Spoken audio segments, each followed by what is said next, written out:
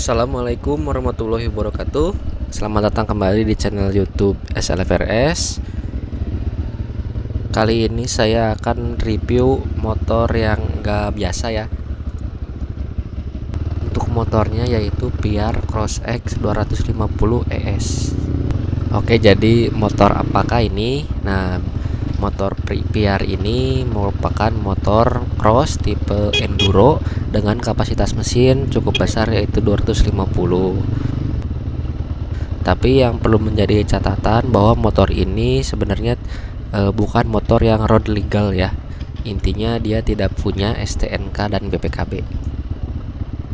Jadi motor ini ceritanya milik orang tua saya sudah dari tahun sekitar 2017 ataupun 2018.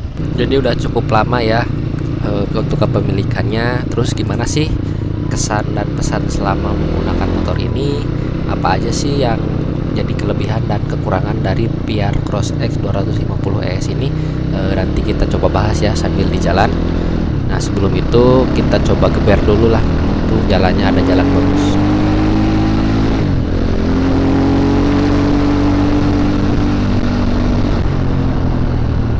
Ya, untuk tenaganya lumayan lah, walaupun merek lokal tapi kan tetap aja 250 cc, jadi cukup ngisi di bagian torsi bawahnya, apalagi emang motor terakhir kan kayak gitu karakternya.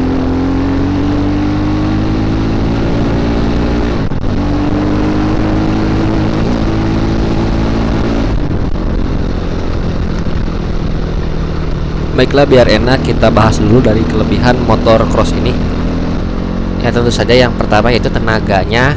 Walaupun motor lokal tapi untuk 250 cc ya cukup lah. Kalau untuk klaim tenaga dari pabrikannya itu sekitar 25 horsepower.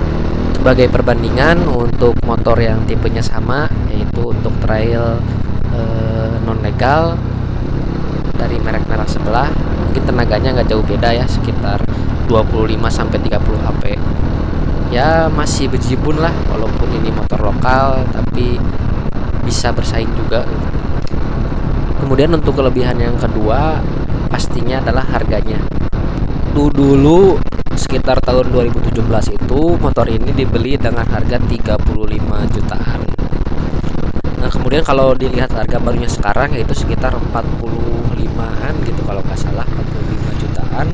Coba dibandingin sama harga-harga motor dari merek-merek terkenal kayak Kawasaki misalnya yang 250 cc udah menyentuh 70 juta, apalagi untuk yang KX-nya atau yang non legalnya mungkin sekitar 100 jutaan lebih.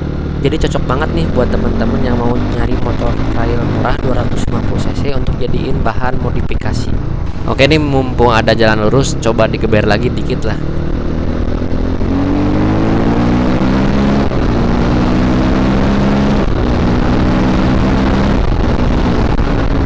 Wah, enak sih, lumayan cukupan lah untuk tenaga.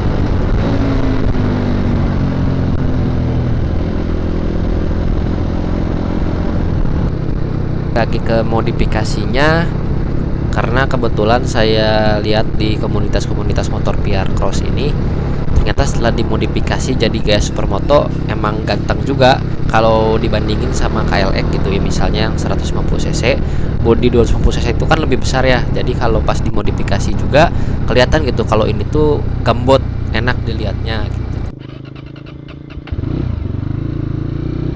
Kemudian untuk kelebihan yang ketiga yaitu spare partnya yang cukup mudah untuk dicari, tapi dalam tanda kutip kalau dibandingin sama motor yang tipenya juga sama yaitu motor non legal juga ya. Dari pengalaman sih rata-rata kalau misalnya untuk inden juga biasanya di bawah 1 minggu, tapi kebanyakan untuk spare part pasti ada sih.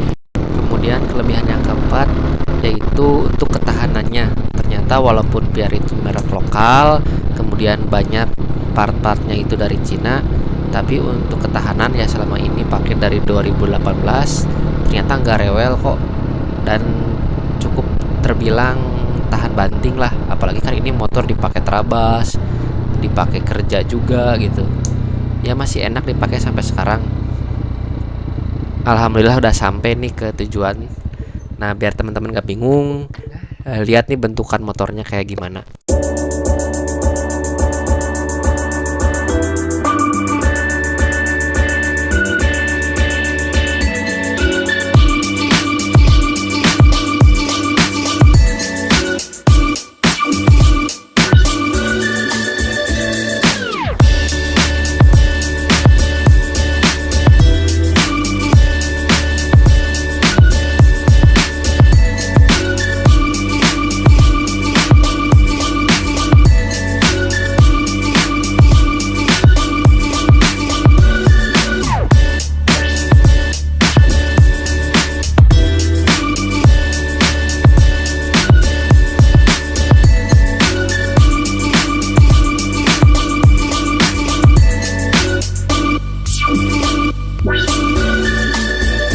kita bahas sedikit ya untuk motornya.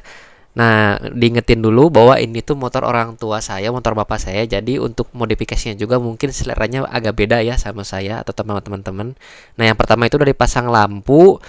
Karena ini kan gak ada lampunya ya. Jadi dipasang lampu. Kemudian yang selanjutnya adalah di bagian belakang udah diganti nih si knalpotnya pakai merek Norifumi.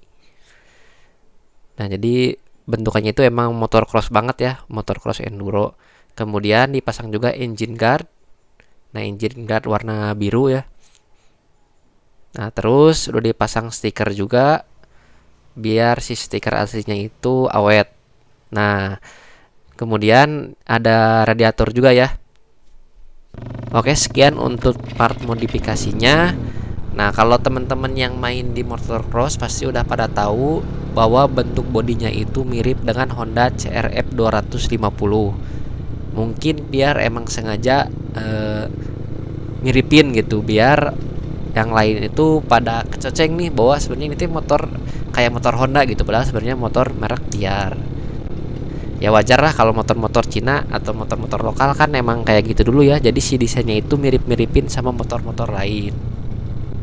Kita lanjut karena tadi udah ngebahas kelebihannya, kita bahas kekurangannya. Untuk kekurangan yang pertama yaitu untuk suspensinya. Kalau untuk motor cross menurut saya suspensi motor ini kerasa keras gitu. Kalau dibandingin sama KLX yang 150 juga, kata saya sih jauh lebih empuk yang KLX. Dan untuk kekurangan yang kedua yaitu bobot dari motor Biar ini cukup berat.